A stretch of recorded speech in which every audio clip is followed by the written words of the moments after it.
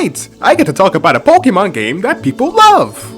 Dang it! Pokémon Scarlet and Pokémon Violet! Finally! Something that's more disappointing than me being born! Ever since I was a kid, I've loved the Pokemon series. I love it more than my own family! And with the release of the Gen 9 Pokemon games, there's been a lot of talk surrounding the current state of Pokemon and if Game Freak is competent enough to develop them. Game Freak slashed my tires, unplugged my refrigerator overnight, and took money out of my savings accounts. And called me ugly. And people want Game Freak at a stake for releasing a game so buggy that I actually had to go to the hospital.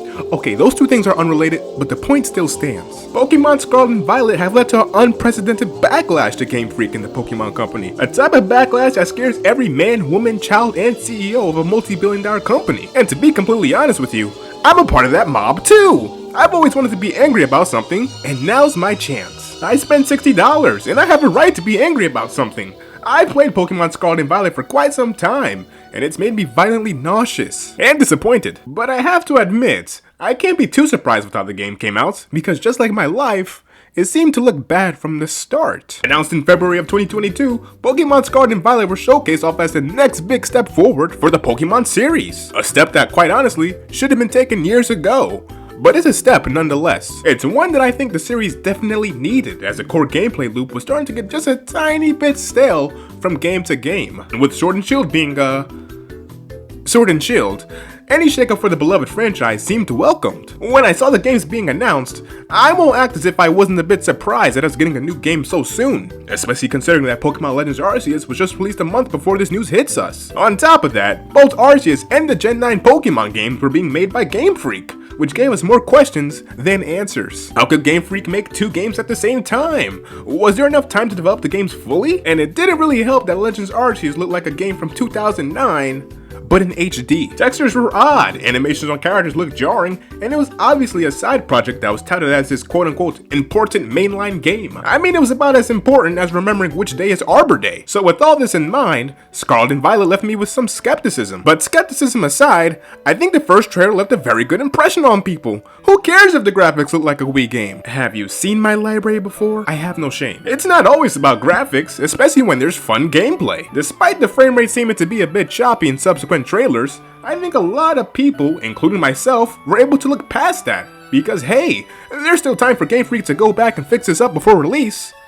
Right? No, seriously, they're gonna fix it up before release. Right? I always lie to myself, but this time, it hurts. And I even tried to use the old adage, it's not about graphics, it's about gameplay. It's like being called ugly, but people say they like you for your personality. From February up until November when the game released, there seemed to be some issues that Game Freak wasn't being fully transparent about. We knew there was going to be multiplayer, but we weren't sure how it would function, especially on a Switch whose multiplayer can be a bit hit or miss depending on the game. There's also the fact that Sword and Shield's multiplayer, take a wild guess, sucked too. We also understood that a lot of Pokemon won't be in the game. But how much would be introduced and how much would be cut? The game's graphic didn't look the hottest, but surely the game as a whole will make up for that. And if not, at least there's hope. Just to reiterate, I'm not a stickler for graphics. I'm just a nerd who wants to see his Animal Fighting game look as good as possible. I have problems. I know that already. Let's at least be honest here though. People like to give the Sonic series a lot of flack for its transition into 3D, but let's not act as if Pokemon hasn't been having a couple of missteps when it comes to getting that big jump right too. It's kind of an understandable struggle for Game Freak too. From 1996 up until 2013 with the release of Pokemon X and Y, Game Freak has been making 2D Pokemon games from a top-down perspective. That's over 10 years of solely focusing on 2D gameplay with little to no experience in the 3D realm. And with there being a new Pokemon generation every 3 years or so, it gives them little to no time to actually understand and experiment in 3D. But times have changed, technology has advanced, and Game Freak was seemingly dragged into the 3D space kicking and screaming. Even the 3D Pokemon games made on the 3DS were with a fixed camera angle and perspective. If given a choice, I have a strong feeling that Game Freak would put all their Pokemon games in 2D if they could get away with it. And with the outing of Sword and Shield being a bit more of an expansive game, it showed us that Game Freak didn't really know what they were doing. But Brandon, you don't know what you're talking about. You're not even a game developer. You know what? You're right. Despite knowing all this about Game Freak and having some doubts about Scarlet and Violet, I still went out and pre-ordered the game. I'm a Nintendo fan, not a hypocrite. And to be completely honest with you, I've mentally checked out of the Pokemon series for quite some time. These games really haven't been pulling me in like when I was a small child, and once you play one of them, you kinda play them all. But Scarlet and Violet seem to be the game to change all that, with shaking things up and being a big leap forward for the series. It sounded like the Pokemon games we've been waiting for years, the ones we dreamt of when we were children, so I paid $60 for it. And of course, I didn't pick up Scarlet. Why would I buy 2 games? That's like owning 2 air fryers. It's stupid. And with all the hype and skepticism surrounding the game, I was mightily optimistic. About as mightily optimistic as you can be for your own funeral. And with all this wait and build up, I played the game for a bit and had an epiphany. I realized that not only was I somewhat disappointed, I was also charmed. Oh no, don't get me wrong, this game has problems, but there's still a lot of fun to be had. The first thing that stood out to me was the art direction for the games. Unlike previous Pokemon games that took a more anime style approach towards its character design and models, this art style, I don't know how to describe it. I don't know, I'm not an artist. It looks like it's leaning a bit more towards realism, with facial features being a bit more detailed than before. And this would be fine and all if the rest of the game looked good. There's rough textures that look like they jumped out of a GameCube game. The draw distance for the game is laughable, and looks even worse when blasted onto a big screen. Something was lost in translation when it came to the development of the game. The models of the Pokemon themselves look great, and while they still have that robotic movement in battle and in the overworld, you can excuse it when you're having a good time. But when everything comes together, it makes for a lackluster experience. There's jagged lines and clipping throughout the entire game. It brings the fun and immersion down when you're supposed to be traveling and taking in the views of this new region, but the textures haven't loaded in properly and there's blatant popping. It's like driving around in New Jersey. How do you expect me to take in the views with all this pollution? Not only are the graphics embarrassing, but even something as simple as the camera is messed up, which is one of, if not the most important thing when it comes to having a game in 3D. There's been times when I'm inside of a room and the camera's at such an odd angle, making it hard for me to see things. That probably explains why there's no stores you can walk into. But even during battles, there's problems with the camera, with it either not being stable enough or not being behind your Pokemon, making it harder for you to see the battle. And the pop-up is so bad that it's distracting. Pokemon randomly popping up in front of you not only looks awful, but it makes it hard for you to traverse the world when anything can just stop you in your tracks at any moment with you not even being able to see it. Especially when you're going at fast speeds. Open areas feel pretty empty, and outside of Pokemon being sprinkled around like a 10-year-old's birthday cake, the locales feel lifeless at times. There's either not much going on in the background, or anything that makes the locations memorable. Pokemon don't even interact with the environments, and that's because